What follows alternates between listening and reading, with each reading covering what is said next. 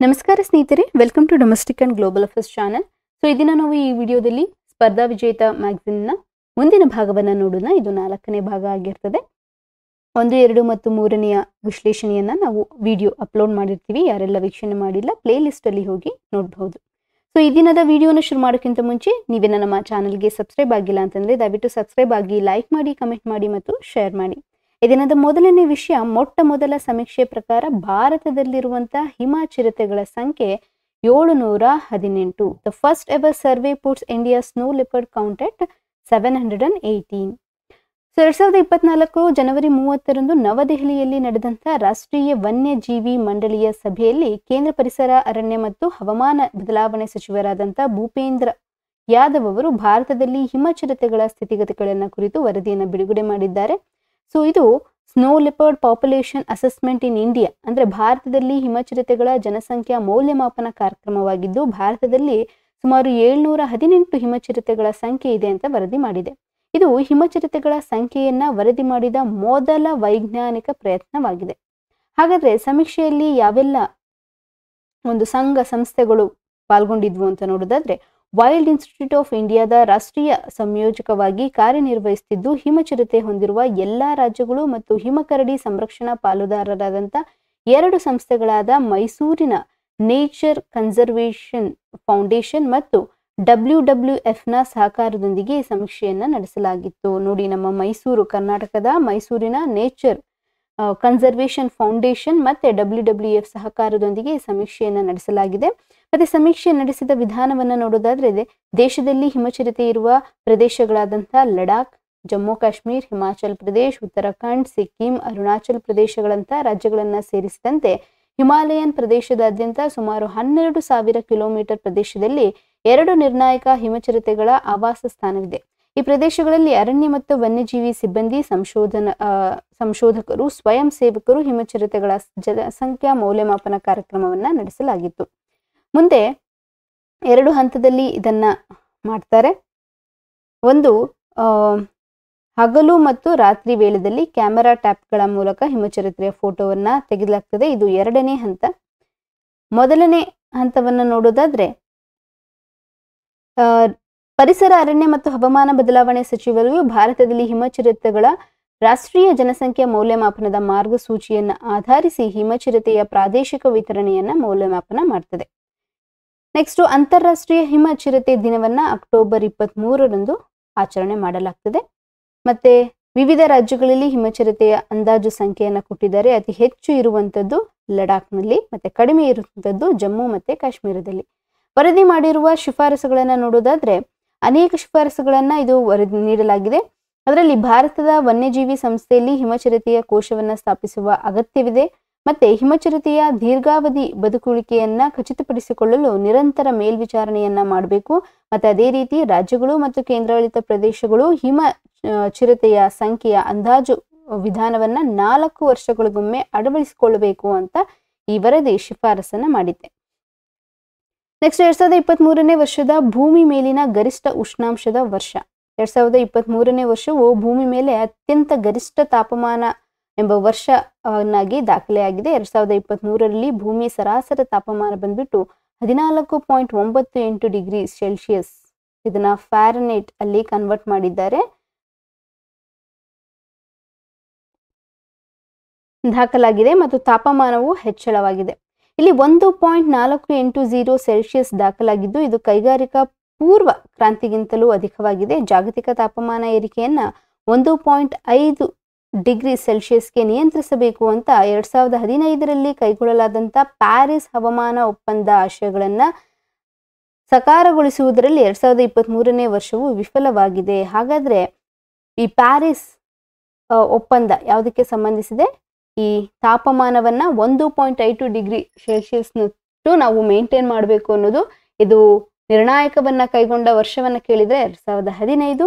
ಪ್ರಸ್ತುತವಾಗಿ 1.480 ಸೆಲ್ಸಿಯಸ್ ದಾಖಲೆಯಾಗಿದೆ. 2023 ಇದನ್ನ ರೀಚ್ ಮಾಡುವಲ್ಲಿ ವಿಫಲವಾಗಿದೆ.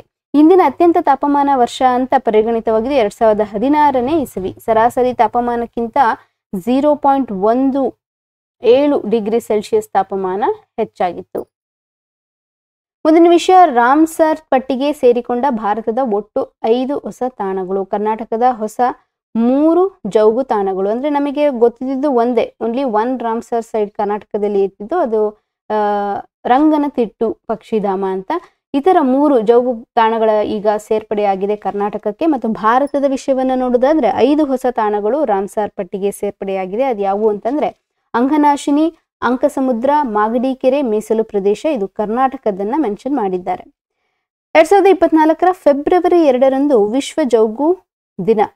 ಹಾಗಾದ್ರೆ ಪ್ರತಿ ವರ್ಷ ಫೆಬ್ರವರಿ 2 ನಾವು ವೆಟ್ ಲ್ಯಾಂಡ್ಸ್ ಡೇ ಅಂತ ಆಚರಣೆ ಮಾಡ್ತೀವಿ. ಈ ವರ್ಷದ ಆತಿಥ್ಯವನ್ನ ಸಿರ್ಪುರ್ ಲೇಕ್, ಇಂಡೋರ್, ಮಧ್ಯಪ್ರದೇಶ್ ಇದು ವಹಿಸಿಕೊಂಡಿತ್ತು. ಜೌಗು ಮತ್ತು ತೇವಯುತ ಪ್ರದೇಶದ ಅಭಿವೃದ್ಧಿ ಸಂರಕ್ಷಣೆಯ ಬಗ್ಗೆ ಅರಿವು ಮೂಡಿಸುವ ಉದ್ದೇಶದಿಂದ ಪ್ರತಿ ವರ್ಷ ಫೆಬ್ರವರಿ 2 ವಿಶ್ವ ಜೌಗು ದಿನ, ಗದ್ದೆ ಅಥವಾ ವೆಟ್ಲ್ಯಾಂಡ್ ಅನ್ನಾಗಿ ಆಚರಣೆ ಮಾಡಲಾಗ್ತದೆ. ಇದೇ ರೀತಿ 2024 ಫೆಬ್ರವರಿ 2ರಂದು ವಿಶ್ವ ಜೌಗು ದಿನವನ್ನ ಜೌಗು ಭೂಮಿ ಮತ್ತು ಮಾನವ ಯೋಗಕ್ಷೇಮ, wetlands and human well beings ಎಂಬ ಧ್ಯೇಯ ವಾಕ್ಯದಲ್ಲಿ ಆಚರಣೆಯನ್ನ ಮಾಡಲಾಗಿತ್ತು. ಸೊ 2024 ಜನವರಿ 31ರಂದು ಭಾರತ 5 ತಾಣಗಳನ್ನ ರಾಮ್ಸರ್ ಪಟ್ಟಿಗೆ ಸೇರ್ಪಡೆ ಮಾಡಲಾಗಿತ್ತು. ಈ ಮೂಲಕ ಭಾರತದ ರಾಮ್ಸರ್ ಪಟ್ಟಿಯ ಸಂಖ್ಯೆ 75ರಿಂದ 80ಕ್ಕೆ ಏರಿಕೆಯಾಗಿದೆ. ಸೊ ಯುನೆಸ್ಕೋ ವರ್ಲ್ಡ್ ಹೆರಿಟೇಜ್ ಲಿಸ್ಟ್ಗಳು ಪ್ರಸ್ತುತವಾಗಿ 42 ಇದೆ. ರಾಮ್ಸರ್ ಸೈಟ್ಗಳು ಪ್ರಸ್ತುತವಾಗಿ 80 ಇದೆ. ಈ ಮೂಲಕ ಭಾರತವು ಜಾಗತಿಕವಾಗಿ ರಾಮ್ಸರ್ ಪಟ್ಟಿಯಲ್ಲಿ 4ನೇ ಸ್ಥಾನವನ್ನ ಪಡೆದಿದೆ. ನೂತನವಾಗಿ ಸೇರ್ಪಡೆಗೊಂಡಂತ 5 ತಾಣಗಳನ್ನ ನೋಡೋದಾದ್ರೆ ಅಂಗನಾಶಿನಿ ನದಿ ಮುಖಜ ಭೂಮಿ ಕರ್ನಾಟಕ, ಮತ್ತೆ ಅಂಕಸಮುದ್ರ ಪಕ್ಷಿ ಸಂರಕ್ಷಣಾ ಮೀಸಲು ಕರ್ನಾಟಕ, ಮಾಗಡಿ ಕೆರೆ ಸಂರಕ್ಷಣಾ ಮೀಸಲು ಕರ್ನಾಟಕ, ಕರೈವೆಟ್ಟಿ ಪಕ್ಷಿಧಾಮ Tamil Nadu, Longwood Shola reserve forest ತಮಿಳುನಾಡಿನ 2 ತಾಣಗಳು ಮತ್ತು ಕರ್ನಾಟಕದ 3 ತಾಣಗಳು, ಒಟ್ಟು 5 ತಾಣಗಳು ಪ್ರಸ್ತುತವಾಗಿ ಭಾರತದ ರಾಮ್ಸರ್ ಪಟ್ಟಿಗೆ ಸೇರ್ಪಡೆಯಾಗಿದೆ. ಮುಂದೆ 2024ರಲ್ಲಿ ರಾಮ್ಸರ್ ಮಾನ್ಯತೆ ಪಡೆದ ಕರ್ನಾಟಕದ ರಾಜ್ಯದ 3 ತಾಣಗಳ ಒಂದು ಎಕ್ಸ್ಪ್ಲನೇಷನ್ ಅನ್ನ ನೋಡೋದಾದ್ರೆ, ವಿವರಣೆಯನ್ನ ನೋಡೋದಾದ್ರೆ, ರಾಮ್ಸರ್ ವೆಟ್ಲ್ಯಾಂಡ್ ಸೈಟ್ ಸೇರ್ಪಡೆಯಾದಂತ ಅಂಗನಾಶಿನಿ ಅಳಿವೆ ಪ್ರದೇಶ ಇದು ಉತ್ತರ ಕನ್ನಡ ಜಿಲ್ಲೆಯಲ್ಲಿದೆ. ಅಂಗನಾಶಿ ನದಿ ಅಳಿವೆ ಪ್ರದೇಶವು ರಾಮ್ಸರ್ ವೆಟ್ಲ್ಯಾಂಡ್ ಸೈಟ್ ಪಟ್ಟಿಗೆ ಸೇರ್ಪಡೆಯಾಗುವ ಮೂಲಕ ಅಂತಾರಾಷ್ಟ್ರೀಯ ಮಟ್ಟದ ಮಾನ್ಯತೆಯನ್ನು ಪಡೆದುಕೊಂಡಿದೆ. ಯಾವುದೇ ಯೋಜನೆಗೆ ಒಳಪಡದ ಅಂಗನಾಶಿ ನದಿಯ ಒಡಲಲ್ಲಿ ಅನೇಕ ವಿಶೇಷತೆಗಳಿದೆ. ಅಂಗನಾಶಿನಿ ನದಿ ಅಳಿವೆ ಪ್ರದೇಶವನ್ನ ರಾಮ್ಸರ್ ಪಟ್ಟಿಗೆ ಸೇರಿಸಲು ಕಾರಣವಾದ ಅಂಶಗಳನ್ನು ನೋಡೋದಾದ್ರೆ, ಅಳಿವೆಯಲ್ಲಿ ಹಕ್ಕಿಯ ವಾಸ, ನದಿಯು ಎಷ್ಟರ ಮಟ್ಟಿಗೆ ಜೀವನಾಧಾರವಾಗಿದೆ, ಅನೇಕ ಜೀವ ಸಂಕುಲಗಳ ನದಿ ಜೌಗು ಪ್ರದೇಶದಲ್ಲಿದೆ, ಇಲ್ಲಿ ಬೆಳೆಯುವ ಮತ್ಸ್ಯ ಸಂಪತ್ತು ಮತ್ತು ನದಿಯು ಮೀನುಗಾರರಷ್ಟೇ ಮುಖ್ಯ ಎನ್ನುವ ಹಲವು ಮಾನದಂಡಗಳ ಆಧಾರದ ಮೇಲೆ ಈ ಮಾನ್ಯತೆಯನ್ನ ನೀಡಲಾಗಿದೆ. ಮುಂದೆ ಅಘನಾಶಿನಿ ನದಿಯ ಬಗ್ಗೆ ಮಾಹಿತಿಯನ್ನು ನೋಡೋದಾದ್ರೆ, ಈ ನದಿಯು ಸಿರ್ಸಿ ಗ್ರಾಮದ ಶಂಕರಕೊಂಡದಲ್ಲಿ ಉಗಮಗೊಂಡು ಕುಮಟಾ ತಾಲೂಕಿನ ಅಘನಾಶಿನಿ ಗ್ರಾಮದಲ್ಲಿ ಅರಬ್ಬಿ ಸಮುದ್ರವನ್ನ ಸೇರ್ತದೆ. ಇದು ಪಶ್ಚಿಮಾಭಿಮುಖವಾಗಿ ಹರಿಯುವ ಸರ್ವಕಾಲಿಕ ನದಿಯಾಗಿದೆ. ಅಘನಾಶಿನಿಯು ನಿತ್ಯ ಹರಿದ್ವರ್ಣದ ಕಾರುಗಳಲ್ಲಿ ಸಹ್ಯಾದ್ರಿ ಪರ್ವತ ಶ್ರೇಣಿಗಳ ಮೂಲಕ ಹರಿದು ಅರಬ್ಬಿ ಸಮುದ್ರ ಸೇರ್ತದೆ. ಈ ನದಿಯು ಎಲ್ಲಾ ರೀತಿಯ ಮೀನುಗಳಿಗೆ ಮಾತೃ ಕೇಂದ್ರವಾಗಿದೆ. ಇಲ್ಲಿ 30 ಪ್ರಭೇದದ ಏಡಿಗಳನ್ನ ಗುರುತಿಸಲಾಗಿದೆ. 50 ಜಾತಿಯ ಸಮುದ್ರ ಮೀನುಗಳನ್ನ ಸಂಪನ್ಮೂಲವಾಗಿ ಕೇಂದ್ರವಾಗಿದೆ. ಕಗ್ಗ, ಭತ್ತ ಈ ನದಿಯ ತೀರದಲ್ಲಿ ಬೆಳೆಯುತ್ತದೆ ಎಂಬುದು ಒಂದು ವಿಶೇಷವಾಗಿದೆ. ಮತ್ತೆ ಅಘನಾಶಿನಿ ಉಳಿಸಿ ಅಭಿಯಾನವನ್ನ ಸಹ ಹಮ್ಮಿಕೊಳ್ಳಲಾಗಿತ್ತು. ಅಘನಾಶಿನಿ ನದಿಯ ಅಳಿವೆಯು ಚಿಪ್ಪು ಗಣಿಗಾರಿಕೆ ಹೊಡೆತಕ್ಕೆ ಸಿಲುಕಿ ಜೀವತತ್ವವನ್ನ ಕಡಿಮೆಯಾಗತೊಡಗಿತ್ತು. ಈ ಯಥೇಚ್ಛವಾಗಿ ಬೆಳೆಯುವ ಬೆಳಚು ಅವನಾಸದ ಹಂತಕ್ಕೆ ತಲುಪಿತು. ಹೀಗಾಗಿ ನದಿಯಲ್ಲಿ ಚಿಪ್ಪು ಗಣಿಗಾರಿಕೆಯನ್ನ ನಿಷೇಧಿಸುವಂತೆ ಸ್ಥಳೀಯ ಮೀನುಗಾರರು ಹೋರಾಟ ನಡೆಸಿದ್ದರು. ಪ್ರಸ್ತುತವಾಗಿ ರಾಮ್ಸರ್ ಪಟ್ಟಿಗೆ ಸೇರ್ಪಡೆಯಾಗಿದ್ದರಿಂದ ಈ ಚಿಪ್ಪು ಗಣಿಗಾರಿಕೆ ಸ್ಥಗಿತಗೊಳ್ಳಲಿದೆ. ಮುಂದೆ ಅಂಕಸಮುದ್ರದ ಬಗ್ಗೆ ಮಾಹಿತಿಯನ್ನ ನೋಡೋದಾದ್ರೆ, ಅಂಕಸಮುದ್ರ ಪಕ್ಷಿ ಸಂರಕ್ಷಣಾ ಮೀಸಲು ವಿಜಯನಗರ ಜಿಲ್ಲೆಯಲ್ಲಿದೆ. ಮಾನವ ನಿರ್ಮಿತ ಗ್ರಾಮ ನೀರಾವರಿ ತೊಟ್ಟಿಯು 98.76 ಹೆಕ್ಟೇರ್ ಹರಿದುಕೊಂಡಿದೆ. 240ಕ್ಕೂ ಹೆಚ್ಚು ಜಾತಿಯ ಪಕ್ಷಿಗಳಿಗೆ ನೆಲೆಯಾಗಿದೆ. ಇದರಲ್ಲಿ 30,000ಕ್ಕೂ ಹೆಚ್ಚು ನೀರಿನ ಪಕ್ಷಿಗಳ ಆವಾಸ ಸ್ಥಾನವಾಗಿದೆ. ಇದು ಪೈಂಡೆಂಟ್ ಕೊಕ್ಕರೆ ಮತ್ತು ಕಪ್ಪು ತಲೆಯ ಐಬಿಸ್ನ ಜೈವಿಕ ಭೌಗೋಳಿಕ ಜನಸಂಖ್ಯೆಯ 1%ಗಿಂತ ಹೆಚ್ಚಿನದು ಇದೆ. ಮುಂದೆ ಮಾಗಡಿ ಕೆರೆ ಸಂರಕ್ಷಣಾ ಮೀಸಲು ಇದು ಗದಗದಲ್ಲಿ ನಾವು ಕಾಣಬಹುದು. ಸುಮಾರು 50 ಹೆಕ್ಟೇರ್ ಗಾತ್ರದ ಮಾನವ ನಿರ್ಮಿತ ಆರ್ದ್ರ ಭೂಮಿ ಇದಾಗಿದೆ. 166ಕ್ಕೂ ಹೆಚ್ಚು ಜಾತಿಯ ಪಕ್ಷಿಗಳಿಗೆ ನೆಲೆಯಾಗಿದೆ. ಅದರಲ್ಲಿ 130 ವಲಸೆ ಬಂದಿದೆ. ಇದು 2 ದುರ್ಬಲ ಜಾತಿಗಳು ಮತ್ತು 4 ಅಪಾಯದ ಅಂಚಿನಲ್ಲಿರುವ ಜಾತಿಯನ್ನ ಹೊಂದಿದೆ. ಮತ್ತು ಚಳಿಗಾಲದಲ್ಲಿ ಸುಮಾರು 8,000 ಪಕ್ಷಿಗಳು ಈ ಸ್ಥಳಕ್ಕೆ ಭೇಟಿ ನೀಡ್ತವೆ. ಸೊ ಈ ಎಕ್ಸ್ಪ್ಲನೇಷನ್, ಕೆಲವೊಂದ್ಸತಿ ಅಘನಾಶಿನಿ ನದಿ ಯಾವ ಜಿಲ್ಲೆಯಲ್ಲಿದೆ ಅಂತ ಕೇಳ್ಬೋದು, ಅಂಕಸಮುದ್ರ ಯಾವ ಜಿಲ್ಲೆಯಲ್ಲಿದೆ ಮತ್ತೆ ಮಾಗಡಿ ಯಾವ ಜಿಲ್ಲೆಯಲ್ಲಿದೆ ಅಂತ ಪ್ರಶ್ನೆಯನ್ನ ಕೇಳಬಹುದು. ಅಥವಾ ನಿಮಗೆ ಕನ್ಫ್ಯೂಸ್ ಮಾಡೋದಕ್ಕೆ ಅಂಕಸಮುದ್ರ ನೈಸರ್ಗಿಕವಾಗಿ ನಿರ್ಮಿತವಾದಂತ ಒಂದು ಕೆರೆ ಅಥವಾ ನೀರಾವರಿಯ ತೊಟ್ಟಿಲು ಅಂತಾನು ಕೇಳ್ಬೋದು. ಇದೆರಡು ಮಾನವ ನಿರ್ಮಿತ, ಇಟ್ ಇಸ್ ನಾಟ್ ನ್ಯಾಚುರಲ್, ಮಾನವ ನಿರ್ಮಿತ ಅನ್ನೋದು ನೆನ್ಪಿಟ್ಕೊಳ್ಳಿ. ಮತ್ತೆ ಇದು ಪಶ್ಚಿಮಾಭಿಮುಖವಾಗಿ ಹರಿಯುವಂತ ನದಿ ಅಘನಾಶಿನಿ. ಓಕೆ, ನೆಕ್ಸ್ಟ್ ನೋಡೋಣ. 2024ರಲ್ಲಿ ರಾಮ್ಸಾರ್ ಮಾನ್ಯತೆ ಪಡೆದ ತಮಿಳುನಾಡಿನ 2 ತಾಣಗಳನ್ನ ನೋಡೋಣ. ಕರೈವೆಟ್ಟಿ ಪಕ್ಷಿಧಾಮ ತಮಿಳುನಾಡು, ಇದು 453.72 ಹೆಕ್ಟೇರ್ಗಳ ವಿಸ್ತೀರ್ಣವನ್ನ ಹೊಂದಿರುವಂತಹ ತಮಿಳುನಾಡಿನ ಅತಿ ದೊಡ್ಡ ಒಳನಾಡಿನ ತೇವಭೂಮಿಯ ಒಂದಾಗಿದೆ. ಇದು ಪ್ರದೇಶಕ್ಕೆ ಅಂತರ್ಜಲ ಮರುಪೂರ್ಣವಾದ ಒಂದು ಗಮನಾರ್ಹ ಮೂಲವಾಗಿದೆ ಮತ್ತು ಕೃಷಿಗೆ ನೀರನ್ನು ಒದಗಿಸುತ್ತದೆ. ಕರೈವೆಟ್ಟಿಯು ತಮಿಳುನಾಡಿನಲ್ಲಿ ಜಲಪಕ್ಷಿಗಳ ದೊಡ್ಡ ಸಭೆಗಳನ್ನ ಹೊಂದಿದೆ. Next, Longwood Shola reserve forest Tamil Nadu, ಉಷ್ಣವಲಯದ ಮಳೆಕಾಡು ಎಂಬ ತಮಿಳು ಪದದಿಂದ ಅದರ ಹೆಸರನ್ನ ಪಡೆದುಕೊಳ್ಳಲಾಗಿದೆ. ಜಾಗತಿಕವಾಗಿ ಅಳಿವಿನಂಚಿನಲ್ಲಿರುವ ಕಪ್ಪು ಚಿಂಡ್ Nilgiri, laughing thrush, Nilgiri blue robin ಮತ್ತು ದುರ್ಬಲವಾದ ನೀಲಗಿರಿ ಮರದ ಪಾರಿವಾಳ ಸೇರಿದಂತೆ ವಿವಿಧ ಸ್ಥಳೀಯ ಪಕ್ಷಿ ಪ್ರಭೇದಗಳನ್ನು ನಾವು ಇಲ್ಲಿ ಕಾಣಬಹುದು.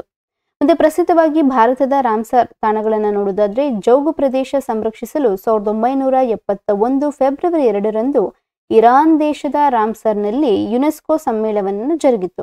1975ರಲ್ಲಿ ಸ್ಥಳ ಗುರುತಿಸುವ ಪ್ರಕ್ರಿಯೆ ಆರಂಭವಾಗಿ ಭಾರತದ 1982 ಫೆಬ್ರವರಿ 1ರಂದು ಒಪ್ಪಂದಕ್ಕೆ ಸಹಿ ಹಾಕಿದ್ದು, ಭಾರತ ದೇಶದಲ್ಲಿ ಒಟ್ಟು 80 ಜೌಗು ಪ್ರದೇಶಗಳು ರಾಮ್ಸಾರ್ ವೆಟ್ಲ್ಯಾಂಡ್ ಸೈಟ್ ಪಟ್ಟಿಯಲ್ಲಿದೆ.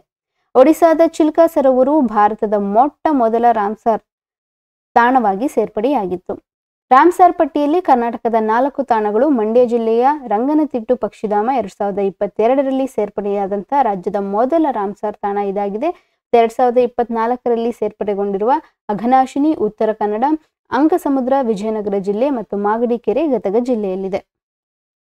ಮುಂದೆ ಜಾಗತಿಕ ಮಟ್ಟದಲ್ಲಿ ಪರಿಸರ ಸಂರಕ್ಷಣೆಗೆ ಸಂಬಂಧಿಸಿದ ಪ್ರಮುಖ ಒಪ್ಪಂದಗಳು ಮತ್ತು ಅದರ ವಿಶೇಷತೆಯನ್ನು ನೋಡುವುದಾದ್ರೆ, ಒಪ್ಪಂದಗಳು ಮಾಡಿಕೊಂಡಿರುವಂತಹ ಮುಖ್ಯ ಉದ್ದೇಶ, ನಡೆದಂತ ಸ್ಥಳ, ದೇಶ ಮತ್ತು ವರ್ಷವನ್ನ ಕೊಟ್ಟಿದ್ದಾರೆ. ರಾಮ್ಸಾರ್ ಇದು ತೇವಯುತ ಪ್ರದೇಶ ಅಥವಾ ಜೌಗು ಪ್ರದೇಶದ ಸಂರಕ್ಷಣೆಗಾಗಿ ಈ ರಾಮ್ಸಾರ್ ಇರುವುದು ಇರಾನ್ನಲ್ಲಿ. ವರ್ಷ ನೋಡೋದಾದ್ರೆ 1971 February 2. Next, stock home convention, ಇದು ವಿಶ್ವಸಂಸ್ಥೆಯ ಮಾನವ ಪರಿಸರ ಸಮ್ಮೇಳನ. ಇದು ಸ್ವೀಡನ್ನ ಸ್ಟಾಕ್ ಹೋಮ್ನಲ್ಲಿ ನಡೆದಿತ್ತು 1972 ಜೂನ್ 5. ಹಾಗಾಗಿ ನಾವು ಪ್ರತಿ ವರ್ಷ ಜೂನ್ 5 ಪರಿಸರ ದಿನ ಅಂತ ಆಚರಣೆಯನ್ನ ಮಾಡ್ತೀವಿ. ನೆಕ್ಸ್ಟ್, ಮಾಂಟ್ರಿಲಾ ಕನ್ವೆನ್ಷನ್, ಇದು ಓಝೋನ್ ಸ್ಟ್ರಾಟೋಸ್ಪಿಯರ್ ಪದರದ ಸಂರಕ್ಷಣೆಗೆ ಈ ಮಾಂಟ್ರಿಲಾ ಇರೋದು ಕೆನಡಾದಲ್ಲಿ. ಇದು 1987 ಸೆಪ್ಟೆಂಬರ್ 16. ಹಾಗಾಗಿ ಸೆಪ್ಟೆಂಬರ್ 16 ಅಂತಾರಾಷ್ಟ್ರೀಯ ಓಝೋನ್ ದಿನ ಅಂತ ಆಚರಣೆ ಮಾಡ್ತೀವಿ. ಮತ್ತೆ ಬ್ಯಾಸೆಲ್, ಹಾನಿಕಾರಕ ತ್ಯಾಜ್ಯ ಮತ್ತು ವಿಲೇವಾರಿ ಸಂಬಂಧಿಸಿದಂತ ಒಂದು ಒಪ್ಪಂದ ಆಗಿದೆ. ಸ್ವಿಟ್ಜರ್ಲ್ಯಾಂಡ್ನಲ್ಲಿ ಈ ಬ್ಯಾಸೆಲ್ ಇದೆ. 1989 ಮಾರ್ಚ್ 22ರಂದು ಒಪ್ಪಂದವಾಗಿದ್ದು 1992 ಮೇ 5ರಂದು ಇದಕ್ಕೆ ಜಾರಿಗೆ ಬಂದಿದೆ. ಮತ್ತೆ ಸೈಟ್ಸ್, ಇದರ ಫುಲ್ ಫಾರ್ಮ್ ಬಂದ್ಬಿಟ್ಟು convention on international trade in endangered species of wild fauna and flora. 1973 March 3ರಂದು ಈ ಕನ್ವೆನ್ಷನ್ ಜಾರಿಯಾಗಿದ್ದು 1975 ಜುಲೈ 1. ವಿಯೆನಾ ಕನ್ವೆನ್ಷನ್ ಓಝೋನ್ ಪದರಕ್ಕೆ ಸಂರಕ್ಷಣೆಗೆ. ಸೊ ಮಾಂಟ್ರೆಲಾ ಕೂಡ ಓಝೋನ್ ಮತ್ತೆ ವಿಯೆನಾ ಕನ್ವೆನ್ಷನ್ ಕೂಡ ಓಝೋನ್ ಸಂರಕ್ಷಣೆಗೆ. ಇದಿರೋದು Austria, not Australia, Austria. Next, Rio ಒಪ್ಪಂದ, ಇದನ್ನ ಭೂ ಶೃಂಗಸಭೆ ಅಂತ ಕರಿತೀವಿ. ಇಲ್ಲಿ united nation framework conventions on climate change ಬ್ರೆಜಿಲ್ನ ರಿಯೋ ಡಿ ಜನೈರೋ ಅಲ್ಲಿ 1992 ಜೂನ್ 3ರಂದು. ಸೊ ಪ್ರಸ್ತುತ 2025 ಸಾಲಿನ ಜಾಗತಿಕ ಪುಸ್ತಕದ ರಾಜಧಾನಿ ರಿಯೋ ಡಿ ಜನೈರೋ. ಮತ್ತೆ ಕೋಪ್ 28 2023 ನವೆಂಬರ್ 30ರಿಂದ ಡಿಸೆಂಬರ್ 13ರವರೆಗೆ UAEನ ದುಬೈನಲ್ಲಿ ಕೋಪ್ 28 ಸಮ್ಮೇಳನ ಜರುಗಿದೆ. ಮುಂದಿನ ವರ್ಷ ಅಂದ್ರೆ 2024 ನವೆಂಬರ್ 11ರಿಂದ 24ರವರೆಗೆ ಅಜರ್ಬೈಜಾನ್ನ ಬಾಕುನಲ್ಲಿ ಕೋಪ್ 29 ಸಮ್ಮೇಳನ ಜರುಗಲಿದೆ. ಮುಂದೆ ಭಾರತದಲ್ಲಿ ಕೇಂದ್ರ ಪರಿಸರ ಮತ್ತು ಅರಣ್ಯ ಹವಾಮಾನ ಬದಲಾವಣೆ ಸಚಿವಾಲಯದಿಂದ ಪ್ರಕಟಿಸಲಾದ ಗಣತಿಗಳು ಮತ್ತು ಅವುಗಳ ವರದಿಯನ್ನು ನೋಡುವುದಾದ್ರೆ, ಟೈಗರ್ ಸೆನ್ಸಸ್ 4 ವರ್ಷಗಳಿಗೊಮ್ಮೆ. ಭಾರತದಲ್ಲಿ ಹುಲಿಗಳ ಸಂಖ್ಯೆ 3682. ಮಧ್ಯಪ್ರದೇಶ ಮೊದಲನೇ ಸ್ಥಾನದಲ್ಲಿದೆ, ನಮ್ಮ ಕರ್ನಾಟಕ 2ನೇ ಸ್ಥಾನ. ಅತಿ ಹೆಚ್ಚು ಹುಲಿಗಳನ್ನು ಹೊಂದಿರುವ ಸಂರಕ್ಷಣಾ ತಾಣ ಜಿಮ್ ಕಾರ್ಬೆಟ್, ಉತ್ತರಾಖಂಡದಲ್ಲಿರುವಂತಹ ಜಿಮ್ ಕಾರ್ಬೆಟ್. ಹುಲಿ ಸಂರಕ್ಷಣಾ ದಿನವನ್ನಾಗಿ ಜುಲೈ 29 ಆಚರಣೆ ಮಾಡಲಾಗುತ್ತೆ. ಪ್ರಾಜೆಕ್ಟ್ ಟೈಗರ್ 1973 ಏಪ್ರಿಲ್ 1 ಉತ್ತರಾಖಂಡದ ಜಿಮ್ ಕಾರ್ಬೆಟ್ನಲ್ಲಿ ಉದ್ಘಾಟನೆ ಮಾಡಲಾಗಿತ್ತು. ದೇಶದಲ್ಲಿ ಹುಲಿ ಸಂರಕ್ಷಣಾ ತಾಣಗಳ ಸಂಖ್ಯೆ 54 ಇದೆ. ಕರ್ನಾಟಕದಲ್ಲಿ 5 ಹುಲಿ ಸಂರಕ್ಷಣಾ ತಾಣಗಳನ್ನು ನಾವು ಕಾಣಬಹುದು. ಬಂಡೀಪುರ, ಚಾಮರಾಜನಗರ, ಭದ್ರಾ, ಚಿಕ್ಕಮಗಳೂರು, ದಾಂಡೇಲಿ ಮತ್ತು ಹಣಸಿ ಉತ್ತರ ಕನ್ನಡ, ನಾಗರಹೊಳೆ ಕೊಡಗು ಮತ್ತು ಮೈಸೂರು, ಬಿಳಿಗಿರಿ ರಂಗನ ಬೆಟ್ಟ ಚಾಮರಾಜನಗರ. 2010ರ ಸೇಂಟ್ ಪೀಟರ್ಸ್ಬರ್ಗ್ ಘೋಷಣೆ ಹುಲಿ ಸಂರಕ್ಷಣೆಗೆ ಸಂಬಂಧಿಸಿದೆ. ನೆಕ್ಸ್ಟ್ ಎಲಿಫೆಂಟ್ ಸೆನ್ಸಸ್, ಇದು 5 ವರ್ಷಗಳಿಗೊಮ್ಮೆ ನಡೆಯುತ್ತದೆ.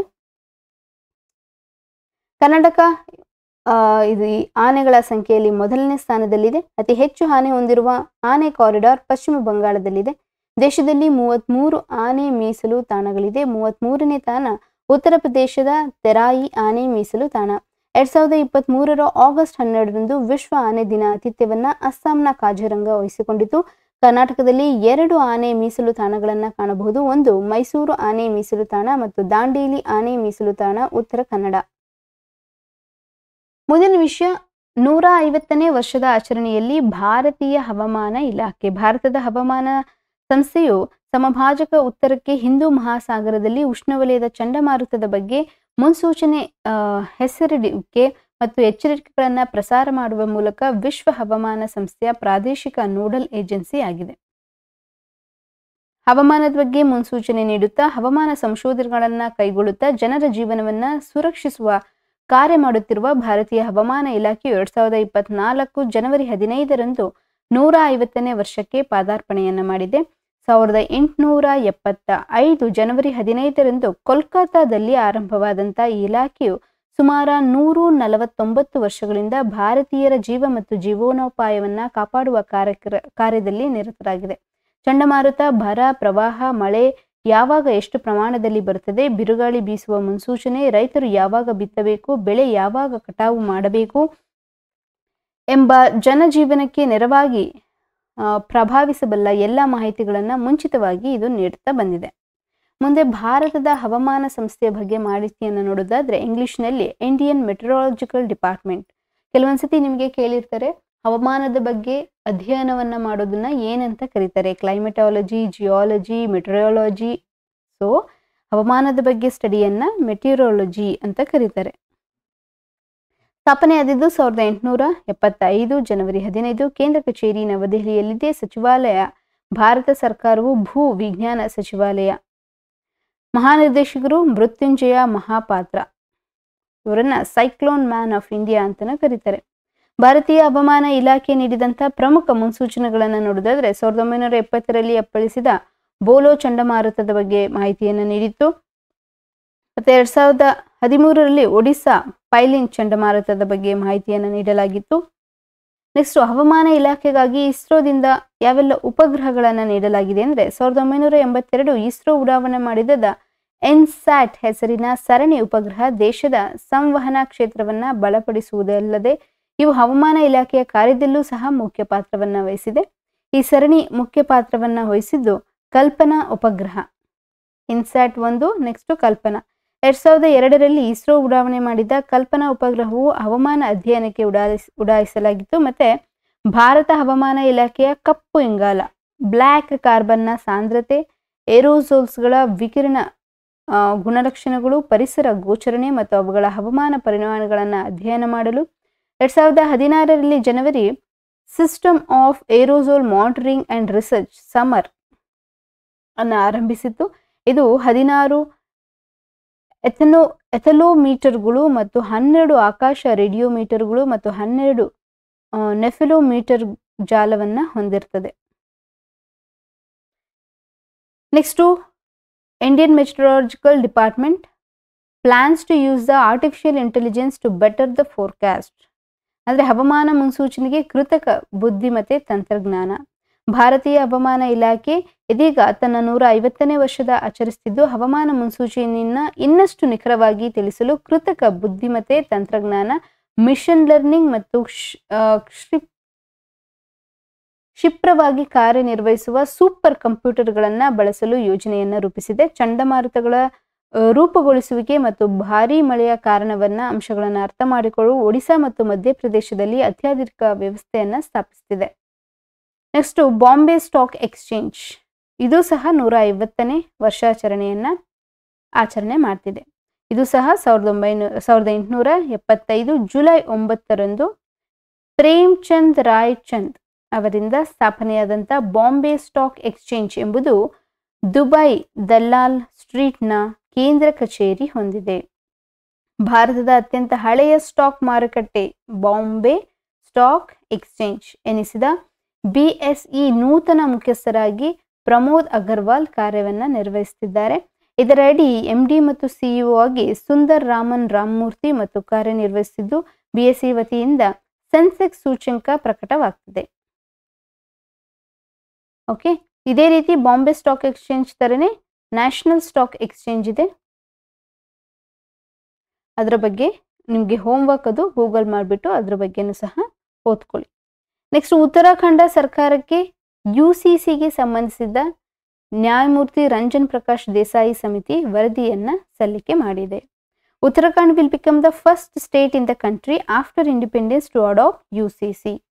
ಉತ್ತರಾಖಂಡ ರಾಜ್ಯದಲ್ಲಿ ಏಕರೂಪ ನಾಗರಿಕ ಸಂಹಿತೆ ಜಾರಿಗೆ ತರುವ ಉದ್ದೇಶದಿಂದ ನೇಮಕ ಮಾಡಲಾದಂಥ ಸುಪ್ರೀಂ ಕೋರ್ಟ್ನ ನಿವೃತ್ತ ನ್ಯಾಯಮೂರ್ತಿರಾದಂಥ ರಂಜನ್ ಪ್ರಕಾಶ್ ದೇಸಾಯಿಯ ನೇತೃತ್ವದ 5 ಸದಸ್ಯರ ಸಮಿತಿಯು 740 ಪುಟಗಳ ವರದಿಯನ್ನ 2024 ಫೆಬ್ರವರಿ 2ರಂದು ಉತ್ತರಾಖಂಡದ ಮುಖ್ಯಮಂತ್ರಿಗಳಾದಂಥ ಪುಷ್ಕರ್ ಸಿಂಗ್ ಧಾಮಿ ಅವರಿಗೆ ಸಲ್ಲಿಸಿದೆ. ಮೊದಲು ಸಂಪುಟ ಸಭೆಯಲ್ಲಿ ಮಂಡಿಸಿ ಅಂಗೀಕರಿಸಲಾಗಿದೆ. ನಂತರ 2024 ಫೆಬ್ರವರಿ 6ರಂದು ಈ ಕರಡನ್ನು ಅಂಗೀಕರಿಸುವುದಕ್ಕಾಗಿ ವಿಶೇಷ ಅಧಿವೇಶನವನ್ನು ಕರೆಯಲಾಗಿತ್ತು. ಅಲ್ಲಿ ಸೂಕ್ತ ಚರ್ಚೆಯ ನಂತರ ಏಕರೂಪ ನಾಗರಿಕ ಸಂಹಿತೆಯನ್ನ ಜಾರಿಗೆ ತರಲಾಗುವುದು. 2024 ಫೆಬ್ರವರಿ 5ರಿಂದ 8ರವರೆಗೆ ನಡೆದ ಉತ್ತರಾಖಂಡ ವಿಧಾನಸಭೆಯ ವಿಶೇಷ ಅಧಿವೇಶನದಲ್ಲಿ ಮಸೂದೆಯು 2024 ಫೆಬ್ರವರಿ 7ರಂದು ಅಂಗೀಕಾರವಾಗಿದ್ದು ರಾಜ್ಯಪಾಲರ ಅಂಕಿತ ಬೀಳಬೇಕಾಗಿದೆ. UCCಯ ಕಾಯ್ದೆ ರೂಪಿಸಿದ ಮೊದಲ ಭಾರತದ ರಾಜ್ಯವಾಗಿ ಉತ್ತರಾಖಂಡ ಹೊರಹೊಮ್ಮಿದೆ. ಸದ್ಯ ಗೋವಾದಲ್ಲಿ ಮಾತ್ರವೇ ಈ ನಿಯಮ ಜಾರಿಯಲ್ಲಿದ್ದು, ಆದರೆ ಅದು ಪೋರ್ಚುಗೀಸ್ ಕಾಲದಿಂದ ಇದೆ. ಸ್ವಾತಂತ್ರ್ಯ ನಂತರ ಗೋವಾ ಸರ್ಕಾರ ಯಾವುದೇ ಹೊಸ ಕಾಯ್ದೆಯನ್ನ ರೂಪಿಸಿಲ್ಲ. ಹಾಗಾದ್ರೆ ನಿಮ್ಗೇನಾದ್ರೂ ನ್ಯಾಯಮೂರ್ತಿ ರಂಜನ್ ಪ್ರಕಾಶ್ ದೇಸಾಯಿ ಸಮಿತಿ ರಿಲೇಟೆಡ್ ಟು ವಾಟ್ ಸಬ್ಜೆಕ್ಟ್ ಅಂದ್ರೆ UCC. ಮುಂದೆ ಈ ಸಮಿತಿಯ ಮುಖ್ಯ ಅಂಶಗಳನ್ನ ನೋಡೋಣ. ಪತಿ ಪತ್ನಿ ಇಬ್ಬರು ಜೀವಂತವಿರುವಾಗ ಎರಡನೇ ಮದುವೆ ಸಾಧ್ಯವಿಲ್ಲ. ಅಂದರೆ ಬಹುಪತ್ನಿತ್ವ ಅಥವಾ ಬಹುಪತ್ನಿತ್ವಕ್ಕೆ ನಿಷೇಧ ಮಾಡಲಾಗಿದೆ. ಎಲ್ಲ ರೀತಿಯ ನೋಂದಣಿ ಕಡ್ಡಾಯವಾಗಿದೆ.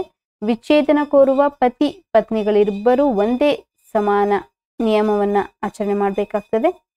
ಅಂದ್ರೆ UCC ಅಂದ್ರೆ ಏನು ಅಂತಂದ್ರೆ ಯೂನಿಫಾರ್ಮ್ ಸಿವಿಲ್ ಕೋಡ್, ಏಕರೂಪ ನಾಗರಿಕ ಸಂಹಿತೆ ಅಂತಂದ್ರೆ ಈ ಮದುವೆ ವಿಷಯದಲ್ಲಾಗಿರ್ಬೋದು, ವಿಚ್ಛೇದನದ ವಿಷಯದಲ್ಲಾಗಿರ್ಬೋದು, ಮತ್ತೆ ಆಸ್ತಿ ಹಂಚಿಕೆಯ ಹೆರಿಟೇಜ್ ಅಂತ ನಾವೇನು ಕರಿತೀವಿ, ಇನ್ಹೆರಿಟೆನ್ಸ್ ಅಂತ, ಪ್ರಾಪರ್ಟಿ ಇನ್ಹೆರಿಟೆನ್ಸ್ ಅಂತ ಏನು ಕರಿತೀವಿ, ಅದರ ವಿಚಾರದಲ್ಲಾಗಿರ್ಬೋದು, ಅಥವಾ ಈ ಮಕ್ಕಳನ್ನ ದತ್ತು ತೆಗೆದುಕೊಳ್ಳುವ ವಿಚಾರದಲ್ಲಾಗಿರ್ಬೋದು, ಎಷ್ಟೇ ಜಾತಿ ಧರ್ಮಗಳಿದ್ರೂ ಒಂದೇ ಕಾನೂನನ್ನ ಅನುಸರಣೆ ಮಾಡಬೇಕು ಅನ್ನುವಂಥದ್ದು UCC ಬರುವಂಥ ಅಂಶಗಳು.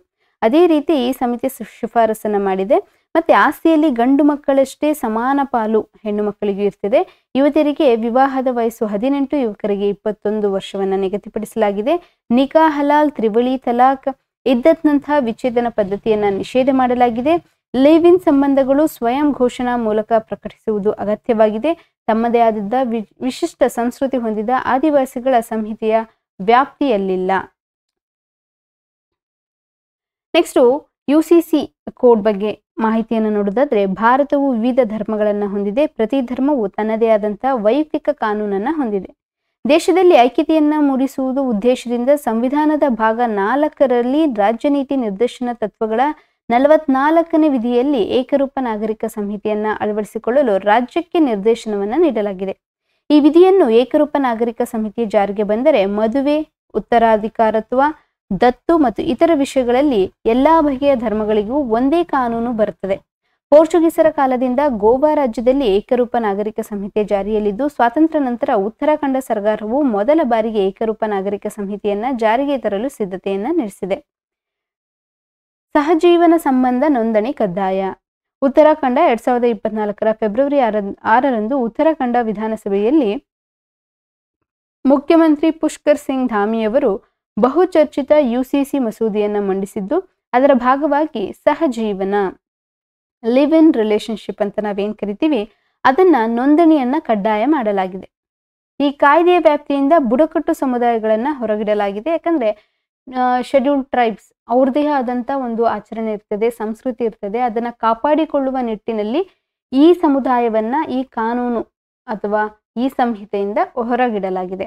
ಮಸೂದೆಯ ಇಡೀ ಉತ್ತರಾಖಂಡ ರಾಜ್ಯ ಮತ್ತು ದೇಶದ ಇತರ ಭಾಗಗಳಲ್ಲಿ ವಾಸಿಸುತ್ತಿರುವ ಉತ್ತರಾಖಂಡದ ರಾಜ್ಯದ ಎಲ್ಲಾ ಜನರಿಗೂ ಅನ್ವಯ ಆಗ್ತದೆ.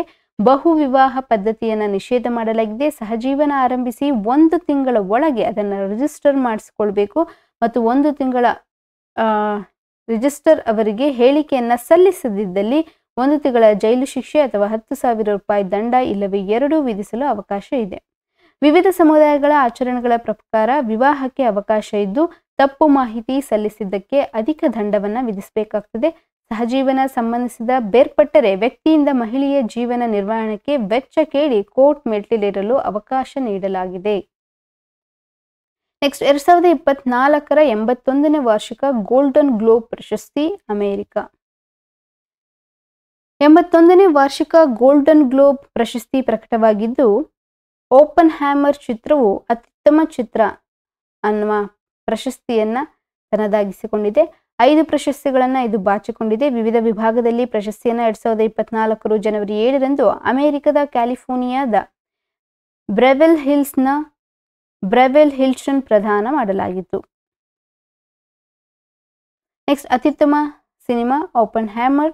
ಅಣುಬಾಂಬ್ ಸೃಷ್ಟಿಕರ್ತ ಎಂದೇ ಕರೆಸಿಕೊಡುವ ಭೌತಶಾಸ್ತ್ರಜ್ಞ ಜೆ ರಾಬರ್ಟ್ ಓಪನ್ ಹ್ಯಾಮರ್ ಅವರ ಜೀವನ ಆಧಾರಿತ ಸಿನಿಮಾ ಇದಾಗಿದ್ದು, ಈ ಚಿತ್ರವು 5 ವಿಭಾಗದಲ್ಲಿ ಪ್ರಶಸ್ತಿಯನ್ನ ತನ್ನದಾಗಿಸಿಕೊಂಡಿದೆ. ಈ ಚಿತ್ರದ ನಿರ್ದೇಶಕ ಕ್ರಿಸ್ಟೋಫರ್ ನೋಲನ್ ಅವರಿಗೆ ಅತ್ಯುತ್ತಮ ನಿರ್ದೇಶಕ, ಚಿತ್ರದ ನಾಯಕ ಕಿಲಿಯನ್ ಮರ್ಫಿ ಅವರಿಗೆ ಅತ್ಯುತ್ತಮ ನಟ ಮತ್ತು ರಾಬರ್ಟ್ ಡೌನಿ ಜೂನಿಯರ್ ಅವರಿಗೆ ಅತ್ಯುತ್ತಮ ಪೋಷಕ ನಟ ಪ್ರಶಸ್ತಿ ದೊರಕಿದೆ.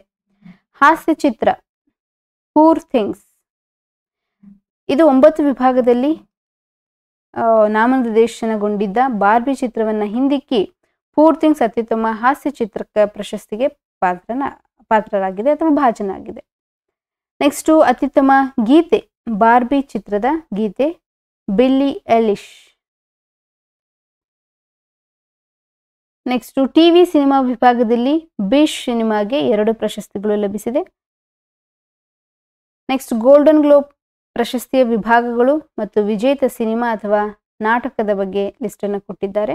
ಒಂದು ಸತಿ ವಿಡಿಯೋನ ಪಾಸ್ ಮಾಡಿ ಗೋತ್ರೂ ಮಾಡಿ ಅಥವಾ ಸ್ಕ್ರೀನ್ ಶಾಟ್ ತಗೊಳ್ಳದಿದ್ರೆ ತೆಗೆದುಕೊಳ್ಳಿ.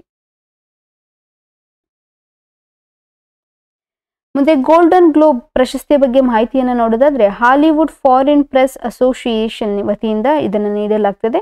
ಇದು ಹಿಂದಿನ ವರ್ಷದ ಚಲನಚಿತ್ರಗಳು ಮತ್ತು ದೂರದರ್ಶನದಲ್ಲಿ ಅತ್ಯುತ್ತಮ ಸಾಧನೆಯನ್ನು ಗುರುತಿಸಿ 1944ರಿಂದ ಪ್ರತಿ ವರ್ಷ ಈ ಪ್ರಶಸ್ತಿಯನ್ನು ನೀಡಲಾಗ್ತದೆ. ಗೋಲ್ಡನ್ ಗ್ಲೋಬ್ ವಿಜೇತರು ಫಿಲ್ಮ್ ಪಟ್ಟಿಯಿಂದ ಸುತ್ತುವರಿದ ಗ್ಲೋಬ್ ಅನ್ನ ಒಳಗೊಂಡಿರುವ ಪ್ರತಿಮೆಯನ್ನ ಸ್ವೀಕರಿಸುತ್ತಾರೆ. 2023ರ ಗೋಲ್ಡನ್ ಗ್ಲೋಬ್ ಪ್ರಶಸ್ತಿ ಪಡೆದ ಭಾರತದ ಚಿತ್ರ RRR. ಈ ಚಿತ್ರದ ನಾಟು ನಾಟು ಗೀತೆ. ನೆಕ್ಸ್ಟ್ 2024ನೇ ಸಾಲಿನ ಆಸ್ಕರ್ ಪ್ರಶಸ್ತಿಗೆ 13 ವಿಭಾಗಗಳಲ್ಲಿ ನಾಮನಿರ್ದೇಶನಗೊಂಡ ಓಪನ್ ಹ್ಯಾಮರ್ 2024ನೇ ಸಾಲಿನ ಪ್ರತಿಷ್ಠಿತ 96ನೇ ಆಸ್ಕರ್ ಪ್ರಶಸ್ತಿಗೆ ನಾಮನಿರ್ದೇಶನಗೊಂಡ ಅಂತಿಮ ಸಿನಿಮಾಗಳ ಪಟ್ಟಿಯನ್ನು ಬಿಡುಗಡೆ ಮಾಡಲಾಗಿದೆ. ಅದರಲ್ಲಿ ಈ ಹಾಲಿವುಡ್ನ ಓಪನ್ ಹ್ಯಾಮರ್ 13 ವಿಭಾಗಗಳಲ್ಲಿ ನಾಮನಿರ್ದೇಶನಗೊಂಡಿದೆ. ನೆಕ್ಸ್ಟ್ 2024ನೇ ಸಾಲಿನ ಆಸ್ಕರ್ ಪ್ರಶಸ್ತಿಯ ಅಂತಿಮ ಪಟ್ಟಿಯಲ್ಲಿ ಭಾರತದ ಸಾಕ್ಷ್ಯಚಿತ್ರ ಟು ಕಿಲ್ ಎ ಟೈಗರ್ ಎಂಬ ಸಾಕ್ಷ್ಯಚಿತ್ರವು ನಿಶಾ ಅಹುಜಾ ಎಂಬ ಭಾರತದ ಮೂಲದ ಕೆನಡಾ ನಿವಾಸಿ ಇದನ್ನ ನಿರ್ದೇಶನ ಮಾಡಿದ್ದಾರೆ ಮತ್ತು ಕೆನಡಾ ದೇಶದ ಕೋರ್ನೆಲಿಯಾ ಫ್ರಾನ್ಸಿಪ್ ತಂಡ ಮತ್ತು ಡೇವಿಡ್ ಓಪನ್ ಹ್ಯಾಮ್ ಚಿತ್ರವು ನಿರ್ಮಾಣ ಮಾಡಿದ್ದಾರೆ. ನೆಕ್ಸ್ಟ್ ನಿಮ್ಮ ಪರೀಕ್ಷಾ ದೃಷ್ಟಿಯಿಂದ ಇಲ್ಲಿ 2023ನ 95ನೇ ಆವೃತ್ತಿಯ ಆಸ್ಕರ್ ಪ್ರಶಸ್ತಿ ಅತ್ಯುತ್ತಮ ಮೂಲಗೀತೆ ನಾಟು ನಾಟು ಗೀತೆ RRR, ಅತ್ಯುತ್ತಮ ಸಾಕ್ಷ್ಯಚಿತ್ರ ಭಾರತದ ಎಲಿಫೆಂಟ್ ವಿಸ್ಪರಸ್, ತಮಿಳುನಾಡಿನ ಮುದುಮೈ ಹುಲೈ ಸಂರಕ್ಷಣಾ ತಾಣದ ಬೆಳ್ಳಿ ಮತ್ತು ಬೊಮ್ಮಣ್ಣ ಅವರ ಸಾಕಾನೆ ಚಿತ್ರಾಧಾರಿತ ಇದಾಗಿದೆ ಎಲಿಫೆಂಟ್ ವಿಸ್ಪರರ್ಸ್. ಇದರ ನಿರ್ಮಾಪಕರು ಅಚಿನ್ ಚೈನ್ ಮತ್ತು ಗುನೀತ್ ಮೊಂಗಾ ಮತ್ತೆ ನಿರ್ದೇಶನ ಕಾರ್ತಿಕಿ. ಅತ್ಯುತ್ತಮ ಚಿತ್ರ everything everywhere all at once, ಅತ್ಯುತ್ತಮ ನಟ ಬ್ರ್ಯಾಂಡನ್ ಫ್ರೇಸರ್. ನೆಕ್ಸ್ಟ್, ರಾಜ್ಯ ಮಟ್ಟದ ಕಾಯಕಲ್ಪ ಪ್ರಶಸ್ತಿ ಪ್ರದಾನ ಆರೋಗ್ಯ ಇಲಾಖೆ. ಕಾಯಕಲ್ಪ ಅವಾರ್ಡ್ಸ್ ಕರ್ನಾಟಕ ಸ್ಟೇಟ್ ಹಾಸ್ಪಿಟಲ್. 2021, 22, 23, 24ನೇ ಸಾಲಿನ ಅತ್ಯುತ್ತಮವಾಗಿ ಸ್ವಚ್ಛತೆ, ಶುಚಿತ್ವ, ನೈರ್ಮಲ್ಯ ಕಾಪಾಡಿದ ರಾಜ್ಯದ ಒಟ್ಟು 2541 ಸಾರ್ವಜನಿಕ ಆರೋಗ್ಯ ಕೇಂದ್ರಗಳಿಗೆ ಆರೋಗ್ಯ ಸಚಿವರಾದಂಥ ದಿನೇಶ್ ಗುಂಡೂರಾವ್ ಅವರು ಮೈಸೂರಿನಲ್ಲಿ 2024ನೇ ಫೆಬ್ರವರಿ 6ರಂದು ಪ್ರಶಸ್ತಿಯನ್ನ ಪ್ರದಾನ ಮಾಡಿದ್ರು. ಸ್ವಚ್ಛತೆ ಮತ್ತು ಕಾರ್ಯಕ್ಷಮತೆ ಆಧರಿಸಿ ಪ್ರತಿ ವರ್ಷ ಸ್ವಚ್ಛತೆ ಕಾಪಾಡುವ ಉತ್ತಮ ಆಸ್ಪತ್ರೆಗಳಿಗೆ ಕಾಯಕಲ್ಪ ಪ್ರಶಸ್ತಿಯ ವಿವಿಧ ವಿಭಾಗಗಳನ್ನ ನೀಡಲಾಗ್ತಿದೆ. 70% ಅಂಕ ಪಡೆದ ಆಸ್ಪತ್ರೆಗಳಿಗೆ ಪ್ರಶಸ್ತಿ ಲಭಿಸುತ್ತದೆ. 2021, 22ನೇ ಸಾಲಿನ ಕಾಯಕಲ್ಪ ಪ್ರಶಸ್ತಿಗಳು ಸುಮಾರು 3316 ಸಾರ್ವಜನಿಕ ಆರೋಗ್ಯ ಕೇಂದ್ರಗಳಿಗೆ ನೀಡಲಾಗಿತ್ತು. ನೆಕ್ಸ್ಟ್, 2021, 22ನೇ ಸಾಲಿನಲ್ಲಿ ವಿವಿಧ ವಿಭಾಗದಲ್ಲಿ ಕಾಯಕಲ್ಪ ಪ್ರಶಸ್ತಿಗಳನ್ನ ನೋಡೋದಾದ್ರೆ, ಜಿಲ್ಲಾ ಆಸ್ಪತ್ರೆ ವಿಭಾಗದಲ್ಲಿ ಹಾಸನದ ಚಾಮರಾಜೇಂದ್ರ ಬೋಧನಾ ಆಸ್ಪತ್ರೆ ಪ್ರಥಮ ಬಹುಮಾನವನ್ನ ಪಡೆದುಕೊಂಡಿದೆ. ಅದೇ ರೀತಿ 2022, 23ನೇ ಸಾಲಿನ ಆರೋಗ್ಯ ಕೇಂದ್ರಗಳು ಮತ್ತು ಆಸ್ಪತ್ರೆಗಳ ಲಿಸ್ಟ್ ಅನ್ನು ಕೊಟ್ಟಿದ್ದಾರೆ. ನೆಕ್ಸ್ಟು, ಈ ಯೋಜನೆಯ ಬಗ್ಗೆ ತುಂಬಾ ಇಂಪಾರ್ಟೆಂಟ್, ಇದರ ಬಗ್ಗೆ ಕೇಳುವ ಸಾಧ್ಯತೆ ಇದೆ. ಏನಿದು ಯೋಜನೆ ಅಂತ ನೋಡೋದಾದ್ರೆ, ಬಡ ಮತ್ತು ಮಧ್ಯಮ ವರ್ಗದ ಜನರಿಗೆ ಕಡಿಮೆ ದರದಲ್ಲಿ ಗುಣಮಟ್ಟ ಆರೋಗ್ಯ ಸೇವೆ ನೀಡಲು ಸರ್ಕಾರಿ ಆಸ್ಪತ್ರೆಗಳು ಸಜ್ಜುಗೊಳಿಸಲು ಕೇಂದ್ರ ಸರ್ಕಾರ ಸ್ವಚ್ಛತಾ ಭಾರತ್ ಅಭಿಯಾನದಲ್ಲಿ ಸ್ವಚ್ಛ ಆಸ್ಪತ್ರೆಗಳಿಗೆ ಕಾಯಕಲ್ಪ ಪ್ರಶಸ್ತಿ ನೀಡುತ್ತಿದೆ. ಸ್ವಚ್ಛತೆಯೊಂದಿಗೆ ಗುಣಮಟ್ಟ ಮತ್ತು ಸೋಂಕುರಹಿತ ಆರೋಗ್ಯ ಸೇವೆ ನೀಡುವ ಆಸ್ಪತ್ರೆಗಳನ್ನು ಗುರುತಿಸಿ ಪ್ರೋತ್ಸಾಹಿಸಲಾಗ್ತದೆ. ಹಾಗಾದ್ರೆ ಕಾಯಕಲ್ಪ ಇದು ಒಂದು ಕೇಂದ್ರ ಸರ್ಕಾರ ಯೋಜನೆಯಾಗಿದ್ದು, ಯಾವ ಕಾರ್ಯಕ್ರಮದ ಅಡಿ? ಸ್ವಚ್ಛ ಭಾರತ್ ಅಭಿಯಾನದ ಅಡಿಯಲ್ಲಿ ಸ್ವಚ್ಛ ಆಸ್ಪತ್ರೆಗಳಿಗೆ ಈ ಪ್ರಶಸ್ತಿಯನ್ನ ಪ್ರದಾನ ಮಾಡಲಾಗ್ತದೆ. ಮುಂದಿನ ವಿಷಯ, ದೇಶದ ಅತಿ ಉದ್ದವಾದ ಸಮುದ್ರ ಸೇತುವೆ ಅಟಲ್ ಸೇತುವೆ ಲೋಕಾರ್ಪಣೆ. ಮುಂಬೈ ಟ್ರಾನ್ಸ್ ಹಾರ್ಬರ್ ಲಿಂಕ್. ದೇಶದ ಅತಿ ಉದ್ದವಾದ ಸಮುದ್ರ ಸೇತುವೆ ಅಟಲ್ ಸೇತುವೆಯನ್ನ ಪ್ರಧಾನಿ ಮೋದಿಯವರು 2024 ಜನವರಿ 12ರಂದು ಉದ್ಘಾಟಿಸಿದರು. ಮುಂಬೈ ಟ್ರಾನ್ಸ್ ಹಾರ್ಬರ್ ಲಿಂಕ್ ಎಂದು ಕರೆಯಲ್ಪಡುವ ಈ ಸೇತುವೆ ಮುಂಬೈನಿಂದ ನವಿ ಮುಂಬೈವರೆಗೆ 2 ಗಂಟೆ ಬದಲಿಗೆ ಕೇವಲ 20 ನಿಮಿಷದಲ್ಲಿ ಪ್ರಯಾಣಿಸಲು ಜನರಿಗೆ ಅನುವು ಮಾಡಿಕೊಡಲಿದೆ. 2016ರಿಂದಲೇ ಅಟಲ್ ಸೇತುವೆ ನಿರ್ಮಾಣ ಕಾರ್ಯ ಪ್ರಾರಂಭಗೊಂಡಿತು. ಇದಕ್ಕೆ ಅಟಲ್ ಬಿಹಾರಿ ವಾಜಪೇಯಿ ಸೇರ್ವಿ ನವಸೇನಾ ಅಟಲ್ ಸೇತುವೆ ಎಂಬ ಹೆಸರಿಡಲಾಗಿದೆ. ಈ ಸೇತುವೆ ಮುಂಬೈನ ಸೇರ್ವಿಯಿಂದ ಹುಟ್ಟುತ್ತದೆ ಮತ್ತು ರಾಯಗಢ ಜಿಲ್ಲೆಯಲ್ಲಿ ಉರಾನ್ ತಾಲೂಕು ನವಶೇವಾದಲ್ಲಿ ಕೊನೆಗೊಳ್ಳುತ್ತದೆ. ಯೋಜನೆಯು ಜಪಾನ್ ಇಂಟರ್ನ್ಯಾಷನಲ್ ಕೋಆಪರೇಟಿವ್ ಏಜೆನ್ಸಿ ಧನ ಸಹಾಯವನ್ನ ಹೊಂದಿದೆ. ಕೆಲವೊಂದ್ಸತಿ ನಿಮಗೆ ಕನ್ಫ್ಯೂಸ್ ಮಾಡೋದಕ್ಕೆ, ಈ ದೇಶದ ಅತಿ ಉದ್ದವಾದಂಥ ಸಮುದ್ರ ಸೇತುವೆ ಅಟಲ್ ಯೋಜನೆಗೆ ಧನ ಸಹಾಯವನ್ನ ವರ್ಲ್ಡ್ ಬ್ಯಾಂಕ್ ನೀಡಿದೆ, ಅಲ್ಲಿ ಸ್ಟೇಟ್ಮೆಂಟ್ ಚೇಂಜ್ ಮಾಡ್ತಾರೆ. ಸೊ ಹಾಗಾಗಿ ನಾನು ಅದನ್ನ ಹೈಲೈಟ್ ಮಾಡ್ತಿದ್ದೀನಿ. So it's not any international organisation fund ಮಾಡಿಲ್ಲ, ಇದಕ್ಕೆ ಧನ ಸಹಾಯವನ್ನ ಮಾಡಿರುವಂಥದ್ದು Japan international cooperative agency.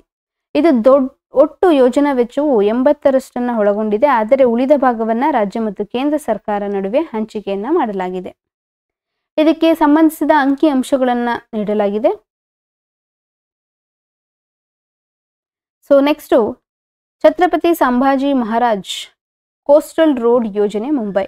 2024 February 19ರಂದು ಪ್ರಧಾನಿ ನರೇಂದ್ರ ಮೋದಿಯವರು ಭಾರತದ ವಾಣಿಜ್ಯ ನಗರಿ ಮುಂಬೈನಲ್ಲಿ ನಿರ್ಮಾಣ ಮಾಡುತ್ತಿರುವ ಛತ್ರಪತಿ ಸಂಭಾಜಿ ಮಹಾರಾಜ್ ಕರಾವಳಿ ರಸ್ತೆ ಯೋಜನೆಗೆ ಚಾಲನೆಯನ್ನ ನೀಡಿದ್ರು. ಇದು 2024 ಫೆಬ್ರವರಿ 20ರಿಂದ ಸಾರ್ವಜನಿಕ ಸೇವೆಗೆ ಅವಕಾಶ ಕಲ್ಪಿಸಿದೆ.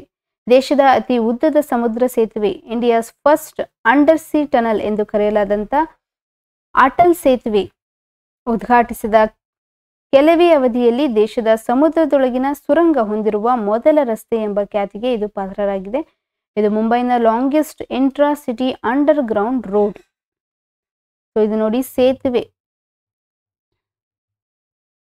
ಅಟಲ್ ರೋಡ್ ಅಂತ ಕೇಳಿದ್ರೆ ಛತ್ರಪತಿ ಸಂಭಾಜಿ ಮಹಾರಾಜ್ ಕೋಸ್ಟಲ್ ರೋಡ್.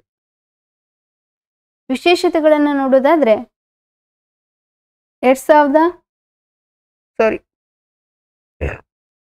ಮುಂಬೈ ಮರೀನಾ ಡ್ರೈವ್ನಿಂದ ಬಾಂದ್ರಾ ವರ್ಲಿ ಸಿಲಿಂಕ್ ನಡುವೆ ಕೋಸ್ಟಲ್ ರೋಡ್ ಇದಾಗಿದೆ. 2018ರಲ್ಲಿ ಸುಮಾರು 12,700 ಕೋಟಿ ವೆಚ್ಚದಲ್ಲಿ ಈ ರಸ್ತೆ ನಿರ್ಮಾಣದ ಯೋಜನೆಗೆ ಚಾಲನೆಯನ್ನು ನೀಡಲಾಗಿತ್ತು. ಸೊ ಅಷ್ಟೇ ಅಲ್ಲದೆ ಸಮುದ್ರದೊಳಗೆ ಸುರಂಗ ಹೊಂದಿರುವ ದೇಶದ ಮೊದಲ ರಸ್ತೆ ಎಂಬ ಖ್ಯಾತಿಯನ್ನ ಈ ನೂತನ ಕರಾವಳಿ ರಸ್ತೆ ಒಳಗೊಂಡಿದೆ. ನೂತನ ಯೋಜನೆಯಿಂದ ಮುಂಬೈ ವರ್ಲಿ ನಡುವೆ ಸಂಚಾರದ ಸಮಯ ಇಳಿಕೆಯಾಗಿದೆ. ಸಂಚಾರ ದಟ್ಟಣೆಗೆ ನಿಯಂತ್ರಣಕ್ಕೂ ಕೂಡ ನೆರವಾಗಲಿದೆ.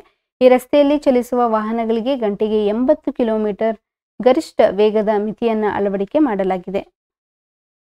ನೆಕ್ಸ್ಟ್ ಭಾರತ ರತ್ನ ಪ್ರಶಸ್ತಿಯ ಬಗ್ಗೆ ಒಂದು ಆರ್ಟಿಕಲ್ ಅನ್ನ ಕೊಟ್ಟಿದ್ದಾರೆ. ಇದು ಸುಮಾರು 10 ಪೇಜ್ ಒಳಗೊಂಡಂತ ಒಂದು ಸಂಕ್ಷಿಪ್ತ ಮಾಹಿತಿಯನ್ನ ಕೊಟ್ಟಿದ್ದಾರೆ.